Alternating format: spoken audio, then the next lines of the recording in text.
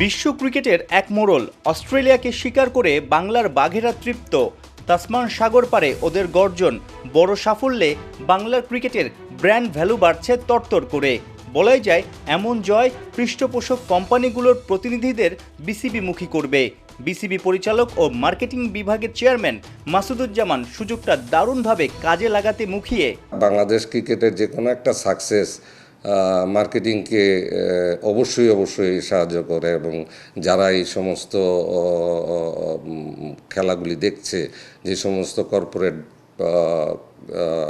কোম্পানিগুলি এগুলি ফলো করছে, তারা আশা করি তারা এগিয়ে আসবে এবং তাদের ইচ্ছা জাগবে। পরপর কয়েকটা সাকসেস, ভালো কিছু জিনিস, এরা কিন্তু আবার এনকারেজ ফিল করবে যে হ্যাঁ, বাংলাদেশ টিম ভালো করছে, আমরা একটু আগে বাড়ি, আমরা একটু পার্ট হইতে চাই। আমরা জানি আসলে কোন কোন কোম্পানিগুলি আসলে এই ধরনের খেলাধুলার সাথে জড়িত থাকতে চায় বা জড়িত ছিল, এবং যারা জড়িত ছিল, যারা পিছিয়ে ছিল বা ইন্টারেস্ট হারায় ফেলছিল, তাদেরকে পিক করা, এবং যারা আছে বর্তমানে তাদেরকে অনবোর্ড করা। প্রথম টেস্টে 3.5 দিনেই ডমিনেট করে জয়। দ্বিতীয় ম্যাচেও যদি একই রূপে দেখা মেলে টাইগারদের, তাহলে তো কথাই নেই, ব্র্যান্ড ভ্যালু বাড়তেই থাকবে।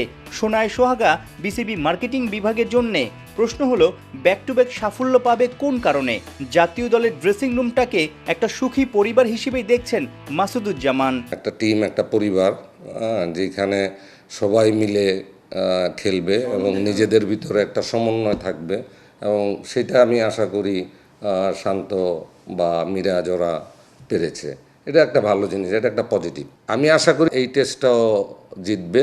সেটা যদি নাও হয়, ড্রোর দিকেও যেতে পারে,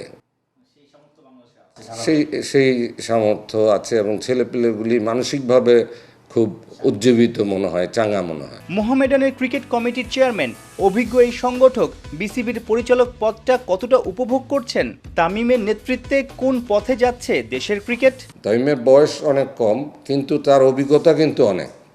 সে শুধু বিসিবির প্রেসিডেন্ট না, সে সাবেক ক্যাপ্টেন, সে সাবেক খেলোয়াড়, বিভিন্ন জায়গায় বিভিন্ন দেশে খেলেছে।